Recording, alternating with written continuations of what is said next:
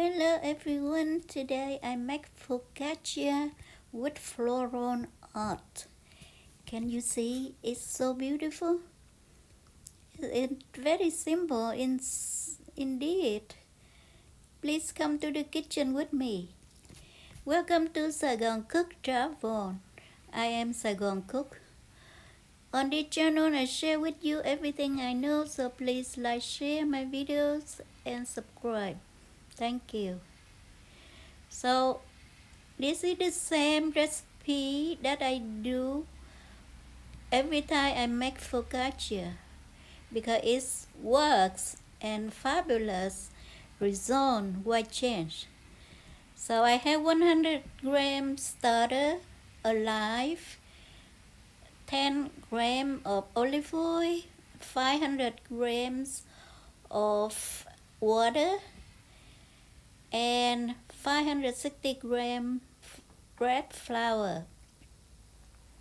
You realize that if you just joined me that I didn't use salt because my husband doesn't eat salt, and this recipe is very good for someone on salt diet or have disease with kidney that cannot eat salt. Instead of using normal salt, in my focaccia recipe I use no salt seasoning and all other herbs. So they are very good. You don't feel you missing salt anyhow. So that's all there to it. The ingredient is so simple. Now I have all my ingredients is in the bowl. Now I will mix.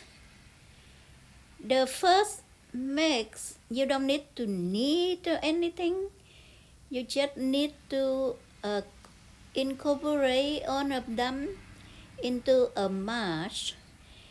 Remember that don't leave any bread flour powder still visible, and that's the only thing you need.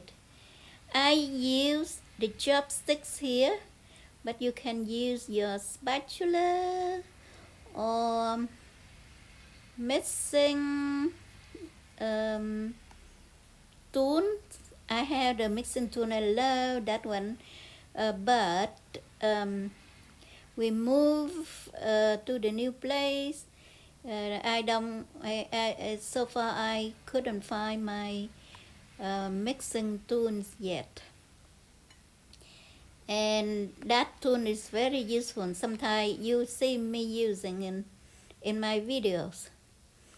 Now there is no powder left, so I let it rest 30 minutes, and now I come back and make the first stretch and fold. I wet my hand and pick up the dough. You can see it's very wet. This is very high hydration, that's why it's very wet. So you handle carefully. You don't try to pull too much and you break the gluten of it. Whenever you feel that your hands are sticky, you dip in water again, and that's it. You go around the perimeter, and then it's there to it. Just so easy. Don't need to knead, and the dough already behaves very good. I cover, let it rest 30 minutes, and now I come back and do first coil fold. You will see why. You can see the dough is so very wet, so I need to do the coil fold instead of stretch and fold. You see, I pick up few times before I can move them completely. You don't panic. You just do what I do and wet your hand. You can see when I come around, the dough already very good behaves. And that's it. For the first koi phone, I let it rest 30 minutes. Now I came back with second koi phone.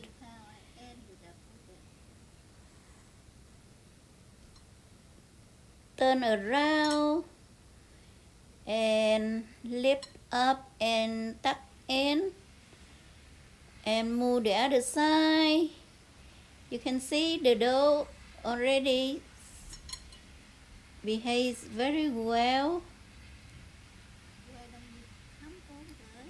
but on and on you can see very wet dough, and that's what you want when you do focaccia. I cover, let it rest for 30 minutes, and now I do the third koi fold. So total 1 stretch and fold and 3 koi fold.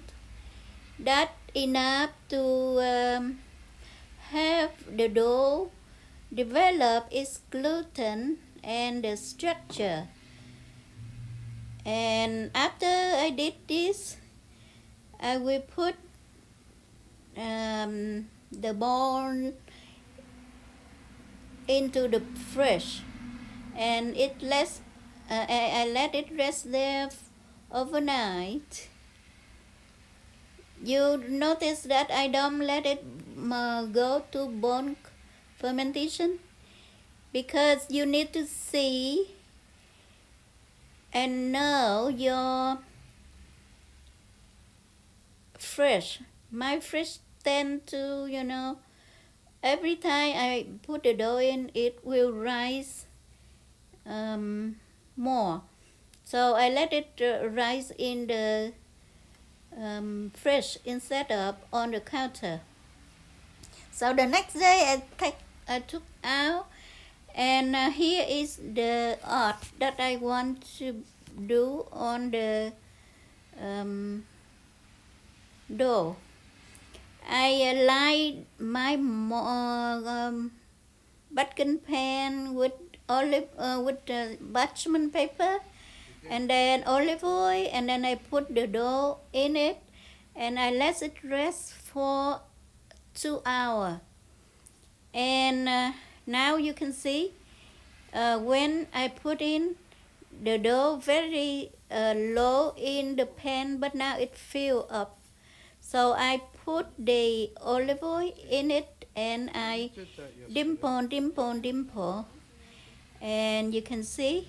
Yesterday you did it after you added the spices. That's what you need to do when you do focaccia. You need your finger go to the bottom of your dough, and you can see I jiggle.